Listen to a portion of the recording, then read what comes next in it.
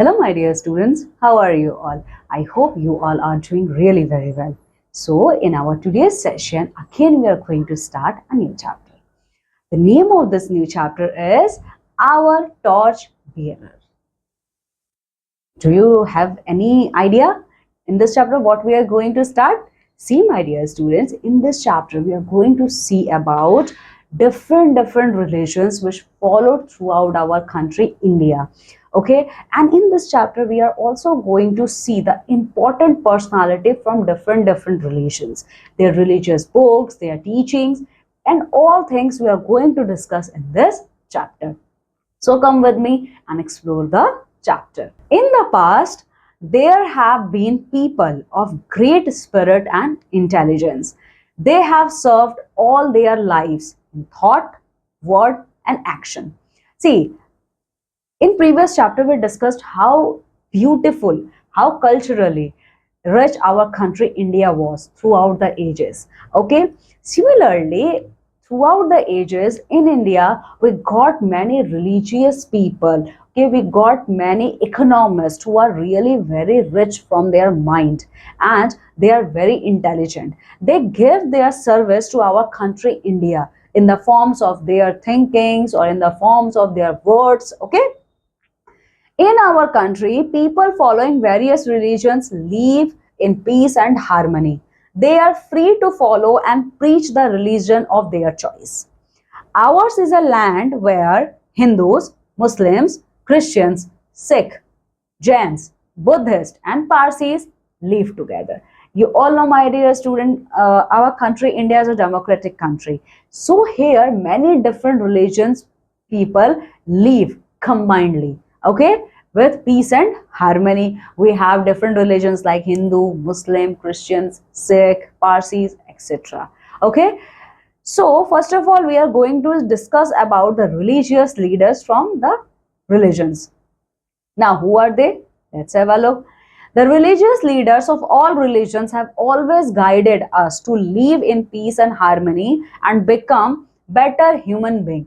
So, the main work which these religious peoples are done, they always guided, their religion that you all have to live in peace. You all have to maintain harmony among yourself, because if you are following the path of peace and if you are living it with harmony, then only you can become a good person. Okay, they have taught us to live and let live. So all the religious leaders have taught us that just live yourself and let live other persons. We will read about famous religious leaders in associated with their religion. So in this chapter we are going to read about the many religious leaders who are associated with their respective religions. So first of all, we are going to discuss about the religions which is followed in our country India. Our country India, which is also called as Hindustan, here majority of population follow Hinduism. See, Hinduism is a ancient and rich religion.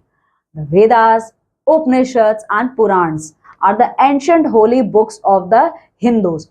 So Hinduism is the most famous and most oldest religion of our country, India. Okay, and it is also a very culturally rich religion. Okay, so the main books which Hindu people read, their Vedas, their Upanishads and the Purans. The two great epics are Ramayana and the Mahabharata. Mirabai, Chaitanya Mahaprabhu and Sant Tukaram are great Hindu sons. Okay, so apart from Ved, Upanishad and Purans, we also have two great literature. Means we also have two great epic books, Ramayana and Mahabharata in Hindu religion. And if I talk about the great Hindu sant, they are they are your Chaitanya Mahaprabhu and Sant Tukaram. Okay, Adi Shankaracharya, Dayananda Saraswati, and Swami Vivekanand have explained the teachings of Hinduism. So, Chaitanya Mahaprabhu and Sant Tukaram, they are the most famous Hindu sant. And Adi Shankaracharya, Dayananda Saraswati, and Swami Vivekanand. These three great personalities explained, okay, explained what teaching Hindu religion gives us. Okay, so here you can see, my dear student, this is a book, Veda, this is Upanishads, this is Bhagavad Gita, and this is Ramayana. Okay, so here you can see also some of the great Hindu religious leader, Chaitanya Mahaprabhu, Adi Shankaracharya, Dayananda Saraswati, and Swami Vivekanand. Okay, so this is all about Hindu religion. Now we are going to discuss about Buddhist, means Buddhism. The religion based on Lord Buddha's teaching is Buddhism, and the followers are called Buddhist. So Buddhism religion is based on the Lord Buddha's teaching, okay, and the followers of Lord Buddha's teaching called as Buddhist. The followers of Buddhism are there in India, Japan, Thailand, and many South Asian countries. So the follower of Buddhism religion is not only in India, the Buddhist religion also followed throughout the country of Japan, China, Korea, okay, Thailand, and many South Asian countries. In Gaya, under a peepal tree, Buddha attained enlightenment. And Gaya, okay, a city located at Bihar, India. Here, at beneath the peepal tree, Lord Buddha attained his enlightenment. Okay, from that day he was known as Lord Buddha. So when Lord Buddha attained his enlightenment, from that day Buddha became Lord Buddha. He preached non-violence and love of all humanity. So what are the main teachings of Lord Buddha? Okay, follow the path of non-violence and love all the creatures of the earth. Teachings of Lord Buddha: know the truth. You always have to know the truth about your own. Okay, say nothing to hurt other. Don't speak in harsh.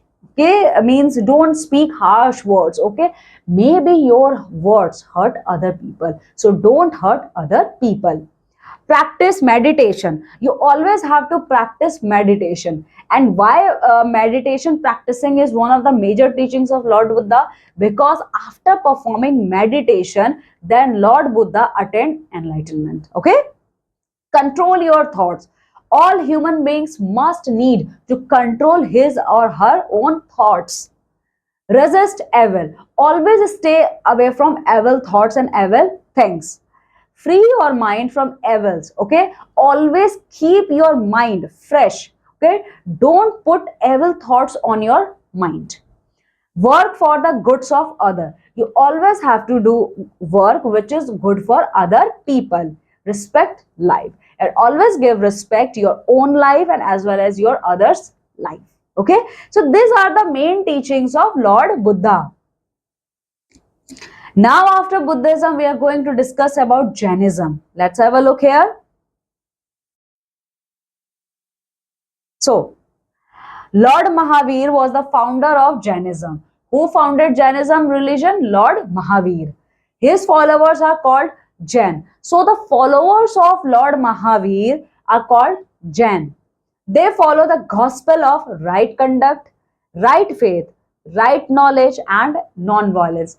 Actually, Jain people are 100% followers of right conduct, right faith, right knowledge, and non-violence. Means they always have to follow the path of truth. Okay, they always have to keep their mind full of good knowledge. Okay, and they always have to follow the path of non-violence. Okay, Jainism has two sects, Shwetambar and Digambar. Jainism religion is divided into two parts, Shwetambar Jainism and Digambar Jainism. Pawapuri in Bihar, the birthplace of Lord Mahavir, is the place of pilgrimage for Jain. Now, Lord Mahavir, okay, at what place Lord Mahavir was born? Pawapuri. Okay, again Pawapuri located in Bihar. Pawapuri act as the religious palace for the people who follow Jainism. Now, what are the main teachings of Maharaj Swami, means Lord Mahavir? Let's have a look. Truthfulness. Speak the harmless truth only. You always have to full of truth, but you always have to speak truth who don't affect other people's life. Non-stealing, not to take anything not properly given. See, you don't have to take the things about your about own self.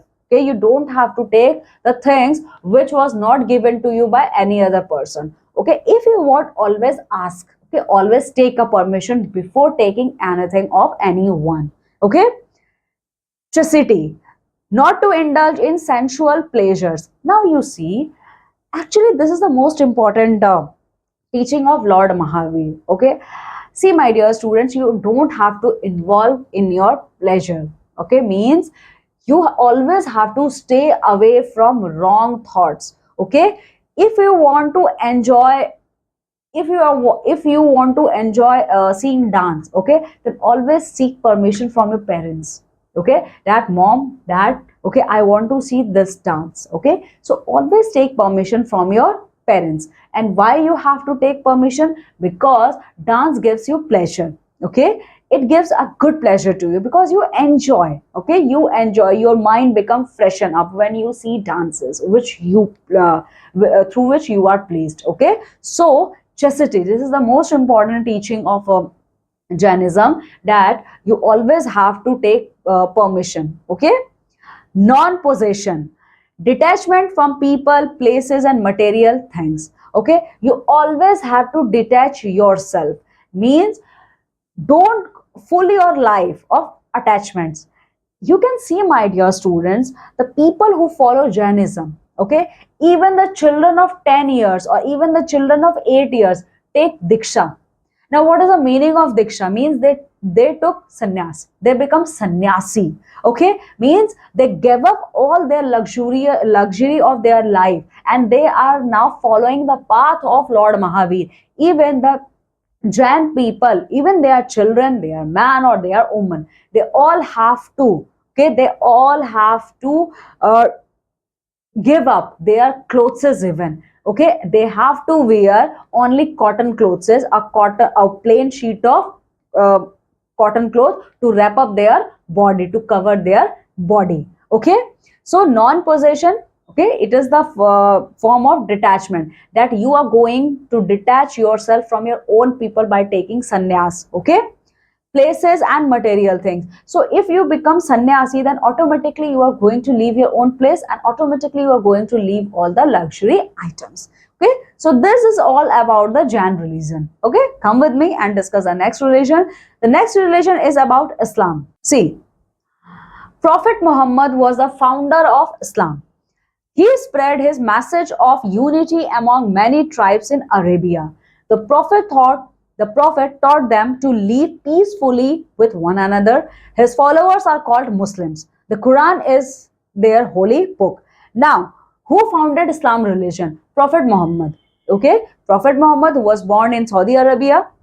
He was the founder of Islam religion. And what kind of message Prophet Muhammad has given to their followers? He gave the message of unity. You always have to unite your people. Okay, and he also taught us to live peacefully. Okay, unity means peacefully, and unity comes only when you are living peaceful life. Okay, so if you are following the path of peacefulness, then only you are going to unite your own self, and then only you are going to unite your own tribe. Okay, so the followers of Prophet Muhammad is known as Muslims. Okay, and the holy book of Islam is Quran. Okay, so here you can see the picture of Lord Buddha, then Mahavir, and the picture of holy book of Islam religion, that is Quran. After Quran, Christianity. Now, who are Christians? Let's have a look. The follower of Jesus Christ are called Christians. He taught his followers the importance of love and peace. The Bible is the holy book of Christians. Now, the followers of Jesus Christ, because Jesus Christ was the founder of Christianity religion. So, the followers of Jesus Christ is called as Christians. And what kind of message Jesus Christ has given? Again, the message of unity and peacefulness. Okay, the holy book of Christians are known as Bible. Here you can see Jesus Christ and holy Bible book. Okay, now after Christianity, another religion named as a Sikhism. Now let's have a look here. Sikhism language, sorry, Sikhism religion. Guru Nanak Dev was the founder of Sikh religion. He said that there was only one God and all humans were like his children. He believed that superstitions and blind faith are the enemies of the people. He was the first Guru of Sikh religion. The Guru Granth Sahib is the holy book of Sikh. Now, who founded Sikh religion? Guru Nanak Dev. Guru Nanak Dev was the founder of Sikhism. Okay, and what message Guru Nanak Dev has given to the people? He said that there is only one God. Okay, that there is only one God, and we all human beings are the children of that one God. Okay, we always have to follow the path of peace. Stay away from superstitions. Now, what is the meaning of superstition? Superstitions means myth. Okay, superstition means myth. So, Guru Nanak Dev said, all the people must stay away from superstitions and blind faith, because superstition and blind faith automatically leads the destruction of human beings. Because if you are really very superstitious and if you are following blindly anything, okay, blindly anything without any proof, then you are with your own hands, okay, curving the path of your own destruction. Okay, and in Sikhism there are 10 gurus. Okay, Guru Nanak Dev was the first guru. Okay, and the holy book of Sikhism is Guru Granth Sahib. Okay, you can see here the picture of Guru Nanak Dev Ji and Guru Granth Sahib. Another religion which the people of India follow, Zoroastrianism. Okay, now what is the meaning of Zoroastrianism? Let's have a look here. See, Zoroastrianism means Prophet Zoroaster founded the Parsi religion. He thought the victory of good over evil bring peace and happiness. Zend Avesta is their holy book. Now see, Zoroastrianism means what? Zoroastrianism means Parsi community. Okay, Parsi community of India. Now, who founded Zoroastrianism, a Parsi religion? Prophet Zoroaster. Okay, Prophet Zoroaster was the founder of Zoroastrianism or Parsi religion. Okay, now what message did Prophet Zoroaster has given? He said that victory of good ever evil. Good people always win, no matter how hard it takes. But good people always win, and evil always face defeat. Okay, and he also talks about peace and happiness. Okay, now the name of holy book of Zoroastrianism or Parsi community is Zend Avesta. Okay, here you can see, my dear student, this is the book Zend Avesta. Okay, now this is all about religions. Now we are going to talk about the social reformers from each religion. Okay, now who are social reformers? The person who bring a tremendous change in our society with their good deeds. Let's now discuss about them. Social reformers. In India, we had many social reformers who fought against the social evils in our society. They tried to change the outlook of the people. They taught people to live in peace. See, in India, we have many social reformers who brought a new trend or new change in our orthodox society, okay, through their continuous efforts, okay, and they taught people to live with unity and prosperity. Okay, so first social reformer of our country India was Kabir. Okay, now let's see who was Kabir. Kabir strongly opposed the caste system and declared that all were equal. Now, Sant Kabir Das or Kabir was strongly opponent of caste system because Kabir Das belonged to lower caste. Okay, that's why he opposed the caste system completely. Okay, he said that there is no caste system and all people of India are equal. Okay, he was against religious rituals and custom. He declared that God does not live in temples or mosques, but in the hearts of the worshipper.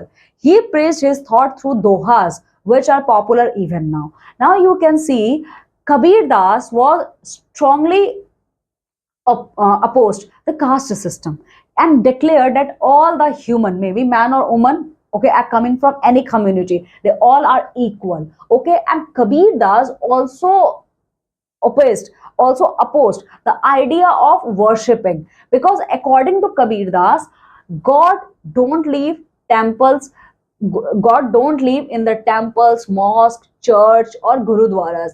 Even God lives in the heart of any human being. If your heart is pure, okay, and if you are not a regular visitor of temple, mosque, or gurudwaras, okay, then you are also a good person, because you are following the path of peace and harmony. So God lives in our heart, okay, and he preached his teaching in the form of dohas. Still today, Kabir dohas are very famous. I hope in your Hindi books or in your English book you can read the dohas of Sant Kabir Das. Okay. After Kabir Das, another social reformer was Raja Ram Mohan Roy. Raja Ram Mohan Roy was against the evil custom of child marriage, illiteracy, and practice of sati in Indian society. Now you can see who was Raja Ram Mohan Roy. Raja Ram Mohan Roy was a social reformer from West Bengal. Okay, and he completely discarded the social evil custom of child marriage. Okay, illiteracy and practice of sati system in our ancient India as well as medieval India. Once, and why Ram Mohan Roy stood against all this social evilness? Because in front of Raja Ram Mohan Roy, if I'm not wrong, my dear student, a child, okay, a widowed child was born alive, okay, on, okay, born with her husband. That incident completely shocked Raja Ram Mohan Roy. That day, Raja Ram Mohan Roy decided that I'm going to change the system of sati system. Okay, so he was completely oppressed the idea of child marriage, illiteracy, and sati system. I hope you all know what is the meaning of sati system. In our ancient India, in our medieval India, even we can see the sati custom performed in our modern world also. Earlier, when the husband of any woman are dead, okay, maybe the person have one wife, two wives, or four or five wives, then all those women have to commit sati, means they all have to burn them alive with their burning body of her dead husband. So that evil practice is called as sati system, which is prevailed in our whole country. Okay, so Raja Ram Mohan Roy was totally opposed the custom of this sati system. He supported the remarriage of widows. Okay, and Raja Ram Mohan Roy was the first person from modern India who supported that widows are also have a chance to start their new life by doing remarriage. Okay, and in 1828, Raja Ram Mohan Roy founded Brahmo Samaj. Okay, Brahmo Samaj was against the idea of polygamy, child marriage, and advocated for the woman's share in property. Now, Brahmo Samaj, which was founded by Raja Ram Mohan Roy, it was against, okay, means it was against the ideas of polygamy. Now, what is the meaning of polygamy? Earlier, man have right to conduct two, three, four, or five marriages. So Brahmo Samaj was totally opposed the idea of polygamy, child marriage, okay, and sati system. And Brahmo Samaj also proposed the idea that women should also get share in the property of their husband, in the property of their father. Okay, so this is all about Raja Ram Mohan Roy. After Raja Ram Mohan Roy, another social reformer from our country, India, is Sir Syed Ahmad Khan. Now, who was Sir Syed Ahmad Khan? Let's have a look here, my dear students. This is a picture of Raja Ram Mohan Roy, and this is the picture of Sir Syed Ahmad Khan. See, Sir Syed Ahmad Khan felt that education was important for all. He worked for the improvement of women's status in society. Now see, my dear students, earlier the status of women in our Indian society was not very good. Okay, women have to fight at every stage of their life. Okay, so Sir Syed Ahmad Khan felt that not only men but even women have also the right to got the equal opportunity of education. Okay, and he also worked to improve the status of Indian women. He founded a college in Aligarh. Okay, so for the education of female community and to bring the societal changes, means the societal status changes in among the females, he founded a college at Aligarh, Uttar Pradesh. This college has now grown into a famous Aligarh Muslim University.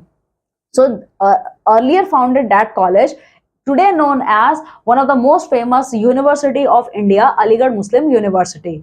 He believes in the unity of all religious followers and communal harmony. Sir Syed Ahmad Khan was a staunch supporter of unity among the all religious followers.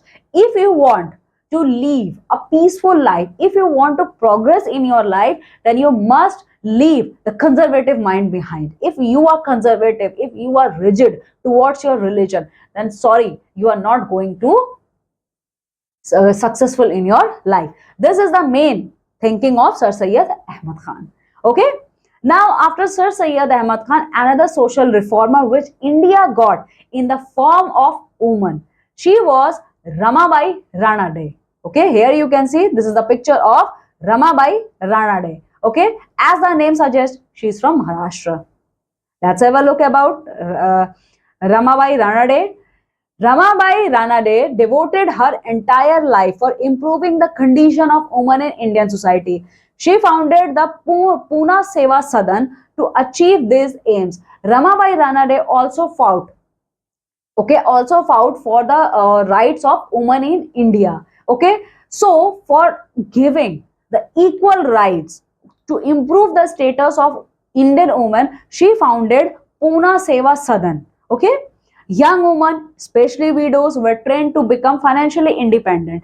And at Pune Seva Sadan, young women, especially why young women? Because earlier women are widowed at very early stage of her life. Okay, so Ramabai Ranade at her Pune Seva Sadan taught those women how they can become financially independent. They don't need to depend upon their husband or their father for financial support. The organization also worked for the welfare of orphan children, and apart from bringing the changes in the societal status of women, Pune Seva Sadan also worked for the improving the condition of children. She was in favor to provide education to women and to discourage and fight against the practice of child marriage. So, through Pune Seva Sadan, Ramabai Ranade supported the idea of child education, and she was completely against the idea of child marriage. So all these people are our social reformer. Apart from social reformer, we also have some scholars and scientists from India. Let's have a look here. India was a center of learning even in ancient time. Its scholars and scientists have made great contribution in the fields of mathematics, astronomy and medical science. As you know, my dear student, our country, India, is not only a colorful country. Actually, it is scientifically and mathematically most advanced country in ancient time among the whole world. Okay, our Indian scientists contributed a lot in the fields of mathematics, astronomy and medical science. Okay, you can see here in the field of mathematics, India has made a major contribution. Indian mathematicians were the first to introduce a digit 0. If I talk about the field of mathematics, our Indian scholars contributed a lot. Even Indians are the first person to introduce the concept of 0, because without 0 you can't start any number. Okay, so Indians are the first person among the whole world introduce the concept of 0. The concept of writing number 1 to 10 as they are written today also originated in India. So the concept of writing from number 1 to 10 means 1, 2, 3, 4, 5, 6, 7, 8, 9, 10. So this sequence is also developed from India.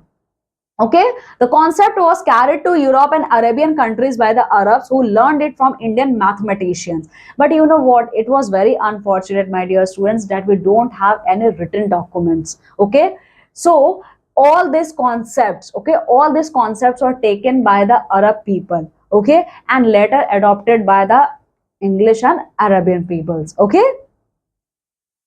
Aryabhat and Varaha Mihir were great astronomers. If I talk about who are the great astronomers of ancient India, Aryabhat and Varaha Mihir.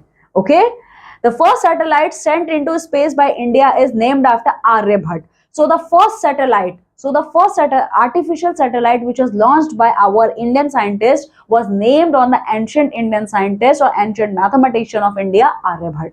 Okay. Charak and Shushruth were famous medical scientists of their time, and Indians are also contributed in the field of medical science.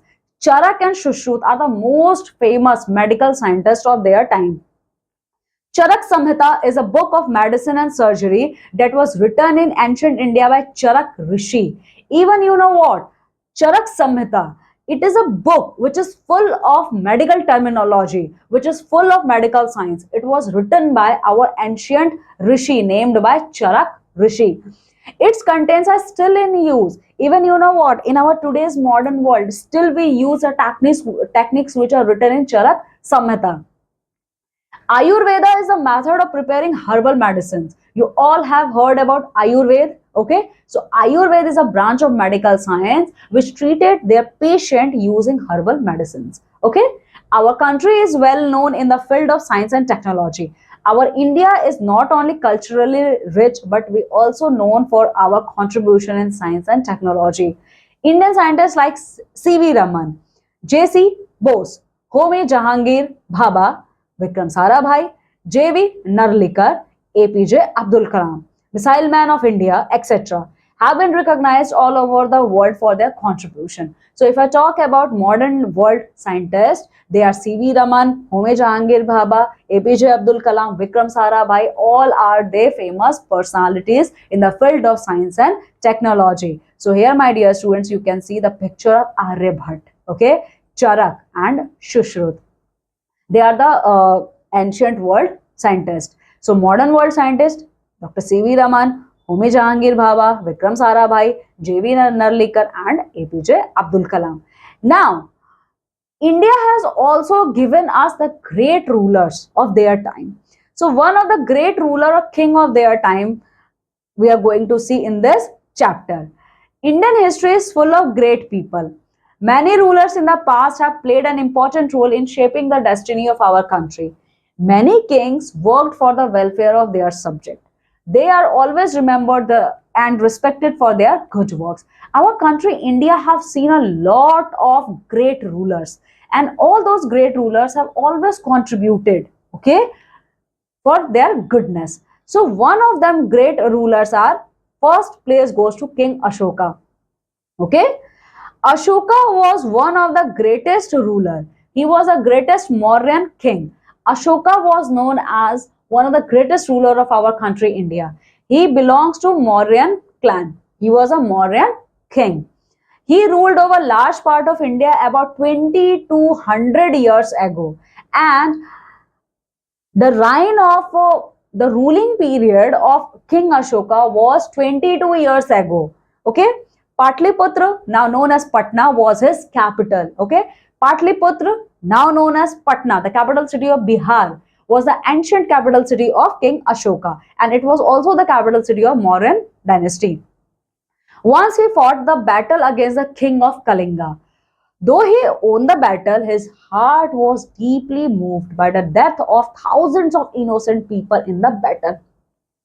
Throughout his life, Ashoka fought numerous wars, and all those wars he won. And one of the most famous and important war of his life was the Battle of Kalinga. Okay, although he won the war, Kalinga war was won by King Ashoka. But you know what? King Ashoka's heart was deeply wounded because in that war, in Kalinga war, he saw that numerous innocent people lost their life everywhere, each and every direction. There is only blood. And all these things changed the heart of once a cruel ruler known as King Ashoka, converted his heart. He decided never to wage a war again. After seeing the bloodshed in the Battle of Kalinga, King Ashoka take a oath that throughout my life I'm not going to fight a single war from onwards today. He spent the rest of his life in looking after his people. He spread the message of love, peace, and truth. He built roads, planted trees, and built rest houses for travelers. He became a follower of Buddha. And after Battle of Kalinga, King Ashoka adopted Buddhism religion and completely devoted his life for the people of his kingdom. He constructed roads, he constructed houses and buildings, and he was taking very good care of his kingdom. He got the teaching of Buddha carved on pillars and rocks, and he also carved his teaching, means he also carved the teaching of Lord Buddha in the form of rocks and pillars. One of these pillars is Sarnath, has four lions sitting back to back, and the national emblem, okay, the national emblem of our country, India, is taken from Ashoka's emblem, and that emblem was located at Sarnath, okay, Varanasi. This has been adopted by our government as a national emblem of our India. Later, the emblem in which four lions are depicted, adopted by our Constitution of India. So here you can see, my dear student, this is the Ashoka, the Great. Okay. Now, after Ashoka, another we have a great ruler in India, King Krishnadev Rai. Okay. Now, who was King Krishnadev Rai? Let's have a look here. King Krishnadev Rai, a ruler of South India, fought and won many battles. Okay. He was also a great administrator, poet, a lover of art. Now, Krishnadev Rai was a ruler of South India. Like Ashoka was the ruler of North India, King Krishnadev Rai was the ruler of Southern India. He also fought many wars and won all the wars. And he was also a great administrator. He was a great poet and he was a great lover of art and culture. King Krishnadev Rai respected all religions. Okay, he respected all religions and gave them liberty. He had a big library at his capital, Vijayanagar. He built beautiful places, gardens, fountains, and temples. So the capital city of King Krishnadev Rai was located at Vijayanagar. Okay. The kingdom of Vijayanagar was rich and prosperous. He was a great ruler in the history of Vijayanagar Emperor. He was one of the most powerful of all the Hindu rulers of India. So during the reign of King Krishnadev Raya, Vijayanagar flourished. Okay, he built temples, he built fountains, he built gardens. The kingdom of Vijayanagar was very rich and very prosperous during his reign. Okay, and King Krishnadev Rai was not only the great ruler of South India, even he was one of the greatest ruler of all time in Hindu religion. Okay, here you can see the picture of King Krishnadev Rai. After King Krishnadev Rai, we have another great ruler of India, King Akbar. Okay, here you can see Akbar was the greatest Mughal ruler. So Akbar comes from Turk. Okay, means his ancestors are from Turkey. Okay, Akbar was a great Mughal emperor. He respected all religion. Unlike Ashoka and unlike Krishnadev Rai, he respected all religions. He had a number of poets, singers, musicians, and wise men in his court. Akbar has a Navratna in his court. Okay, and all these Navratna are represented in different religions in his court. They were known as Navratna. The name of Birbal is always associated with Akbar. Just like Krishnadev Rai is known for Tenali Rama. The couple Krishnadev Rai and Tenali Rama were famous for their justice. Similarly, Birbal, one of the Navratna presented in the court of King Akbar, the couple Akbar and Birbal, they are also famous for their clever mind and for their justice. He was one of the Navratnas. He built many beautiful buildings and a new capital city at Fatehpur Sikri near Agra. So Akbar founded his new capital in the city of Fatehpur Sikri, which is located at Agra. Akbar tried to create a new system of moral teaching, combining elements of Islam, Hinduism, and other religion. He called it the system Din-e-Ilahi, religion of God. King Akbar tried to develop a new religion by combining all the teachings and preachings from all the religion. Okay, he started a new religion named as Din-e-Ilahi, and in Din-e-Ilahi, he combined all the teachings, all the preachings from all the different religions present at India, like Hindu, Muslim, and other religions. Okay, so my dear student, this is all about in this chapter. I hope you got a very good understanding of this chapter. Now go thoroughly through this chapter and complete the exercise based on this chapter. Okay, I'm taking leave now. I'm going to meet with you all in my next session with a new chapter. Till then, take very good care of yourself. Bye.